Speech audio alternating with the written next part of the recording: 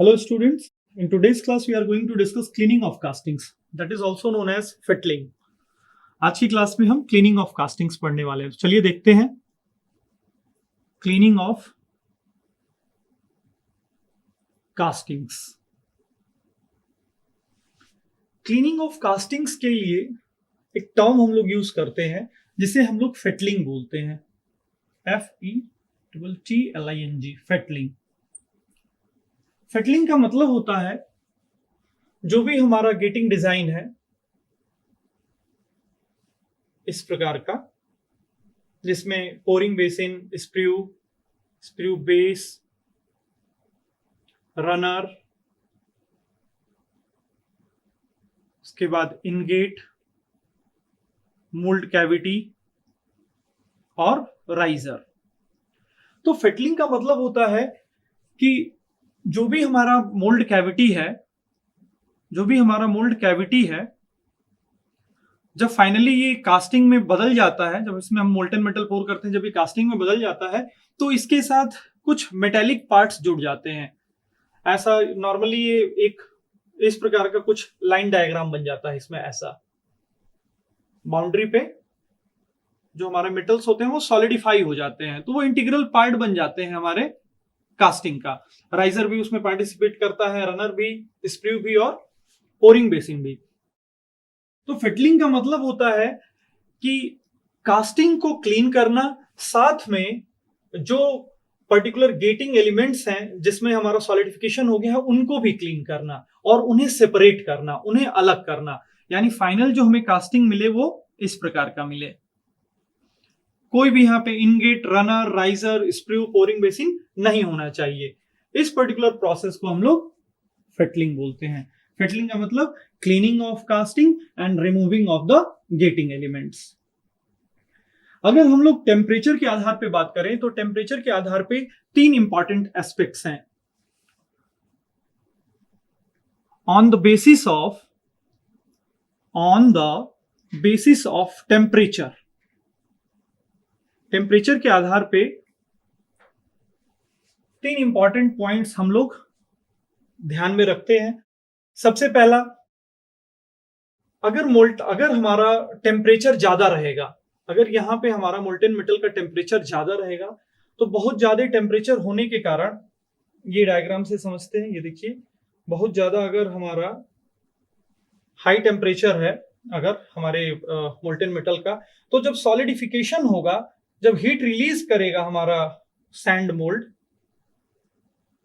जब ये heat release करेगा तो हीट साइड वॉल्स से रिलीज होगा, यानी जो कॉर्नर के सेक्शंस रहेंगे, ये वाले कॉर्नर के सेक्शंस, यहाँ पे हॉटस्पॉट क्रिएट होगा। हॉटस्पॉट क्रिएट होने के कारण इसकी कूलिंग बहुत देर से होगी। साइड वॉल्स तो बहुत जल्दी कूल हो जाएंगे, लेकिन जो इनर कोर है वो बहुत धीरे धीरे कूल होगा। इसका मतलब एक रेंज ऑफ कूलिंग, एक टेम्परेचर रेंज यहाँ पे देखा जाएगा कि स्टार्टिंग में बहुत फास्ट कूल हो रहा है जो हमारा कॉर्नर है, लेकिन जो सेंटर है वो बहुत धीरे कूल हो रहा है। इसके कारण यहां पे रेसिडुअल स्ट्रेसेस डेवलप होंगी, यहां पे रेसिडुअल स्ट्रेसेस डेवलप हो जाएंगी इस कास्टिंग में। और रेसिडुअल स्ट्रेसेस डेवलप होने के कारण यहां पे क्रैकिंग देखा जा सकता है। क्रैकिंग का फिनोमिना या रैपिंग,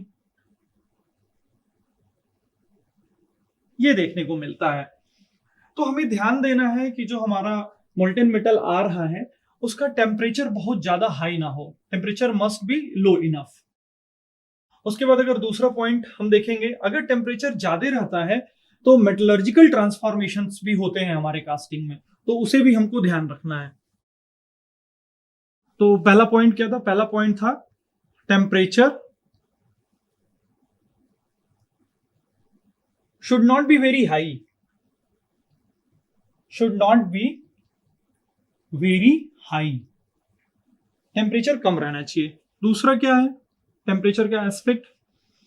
दूसरा है कि टेम्परेचर अगर बहुत ज्यादा हो जाएगा तो मेटलर्जिकल ट्रांसफॉर्मेशन देखने को मिलेगा हमारे कास्टिंग में, तो वो भी हमको बचाना है, उससे हमको बचना है। तो no metallurgical transformation transformation involve. Metallurgical transformation नहीं होना चाहिए। अगर टेम्परेचर ज्यादा रहता है तो कई बार क्या होता है कि जब ये फाइनली जब हमारा कास्टिंग प्रिपेयर होता है, अगर इसमें कुछ इंट्रिकेट शेप्स होते हैं, मान लीजिए ऐसे, तो जब कूल होता है ये पूरी तरह से, मान लीजिए एकदम रूम टेम्परेचर तक कूल नहीं हुआ है, और इसे हम लोगों ने ये जो शेप है इसमें जो गेटिंग एलिमेंट्स का पार्ट आया हुआ है उसको हम लोग रिमूव करने की कोशिश करते हैं, निकालने की कोशिश करते हैं, तो कई बार जो हमारा मोल्ड होता है वो खराब हो जाता है, जो हमारा फाइनल कास्टिंग होता है उसमें जो भी थिन सेक्शंस होते हैं वो डिस्टर्ब हो जाते हैं। तो ये भी ध्यान में रखना होता है। तो ये 3 टेम्परेचर के हमारे मेन एस्पेक्ट्स हो गए। इसके बाद हमें कास्टिंग को क्लीन क्यों करना पड़ता है? देखिए, जब हमारा कास्टिंग तैयार होता है मोल्ड कैविटी में, सैंड मोल्ड की बात कर रहे हैं, तो उसके चारों तरफ ये सैंड से घिरा होता है। उसके चारों तरफ हमारा जो मोल्टेन मेटल होता है वो सैंड से घिरा होता है। सैंड से घिरे होने के कारण कई बार क्या होता है कि ये जो हमारा मोल्टेन मेटल है ये सैंड के साथ फ्यूज कर जाता है। फ्यूज करने का मतलब होता है ये सैंड के साथ मिल जाता है, यानी सैंड जब सॉलिडिफाई होता है तो सैंड इसके ऊपर चिपक जाता है। तो हमें इस सैंड को क्लीन करना पड़ता है सही कास्टिंग प्राप्त करने के लिए। That's why we are studying cleaning of casting. इसी कारण से हम लोग क्लीनिंग ऑफ कास्टिंग पढ़ रहे हैं। तो क्लीनिंग ऑफ कास्टिंग में बेसिकली 4 प्रोसेस होते हैं। 4 processes are there.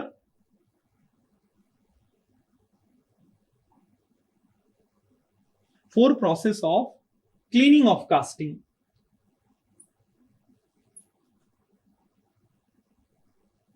4 process of cleaning of casting.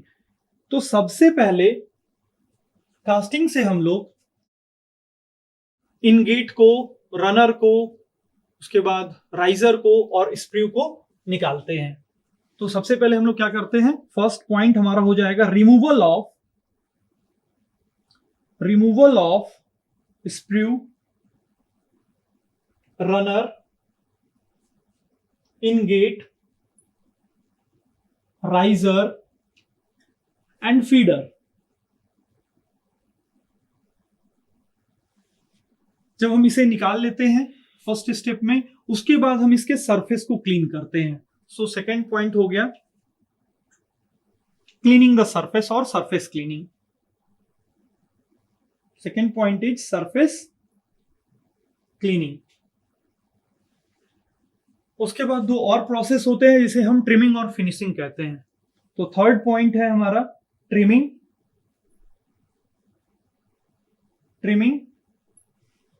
And the last one is finishing. उसके बाद हमारा कास्टिंग यूज करने लायक हो जाता है।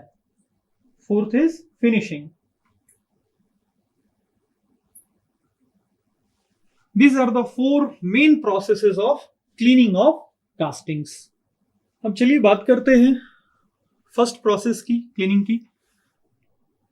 तो अगर हमें इनगेट्स को, रनर, इनगेट, राइजर, इन्हें अगर हमको निकालना है अपने कास्टिंग से, क्योंकि ये अनवांटेड मटेरियल है अब कास्टिंग में हमारे, तो इसे निकालने के लिए हम लोग हैमर्स का इस्तेमाल करते हैं। नॉर्मली हैमर का इस्तेमाल हम लोग कास्ट आयरन के केस में करते हैं।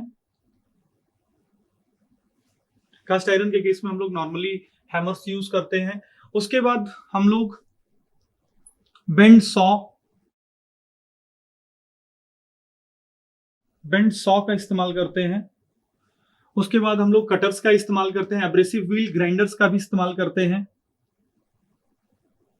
एब्रेसिव व्हील ग्राइंडर्स नॉर्मली अगर थिन स्टील पार्ट्स हैं तो उसके लिए हम लोग बेंड सॉ का इस्तेमाल करते हैं। अगर स्टील पार्ट्स हैं, स्टील पार्ट्स वो भी थिन, उसके लिए हम लोग नॉर्मली बेंड सॉ का इस्तेमाल करते हैं। उसके साथ हम लोग grinding machine, sharing machine, cutting torches का भी इस्तेमाल करते हैं।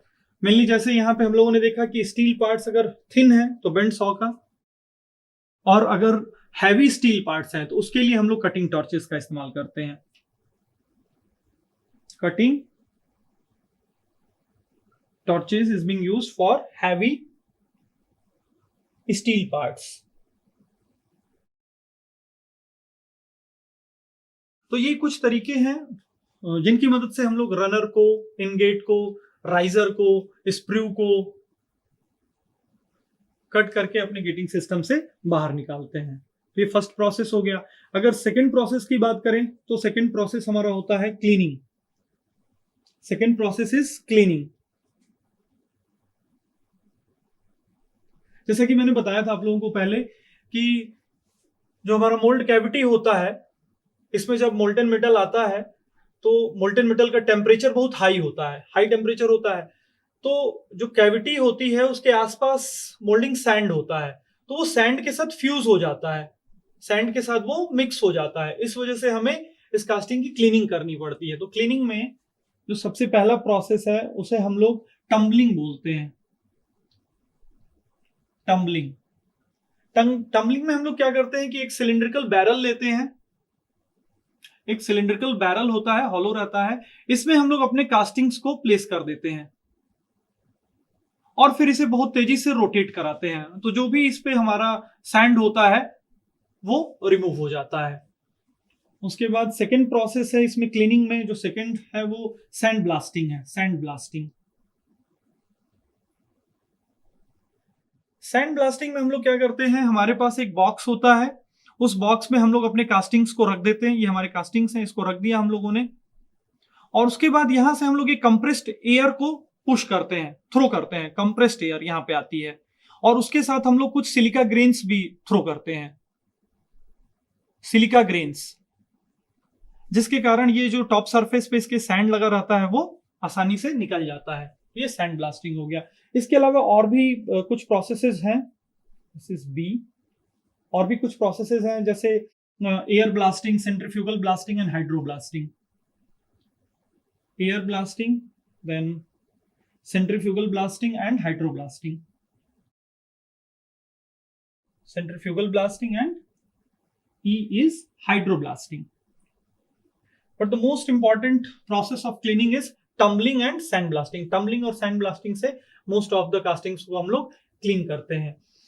दो प्रोसेस देख लिया हम लोगों ने, अब थर्ड प्रोसेस की बात करते हैं। थर्ड प्रोसेस में हम लोग ट्रिमिंग करते हैं। Third process is trimming. तो कोई भी अगर एक्स्ट्रा मटेरियल है, जैसे मान लीजिए चैपलेट्स हैं, ये देखिए, ये हमारे कास्टिंग में ये चैपलेट लगा हुआ है।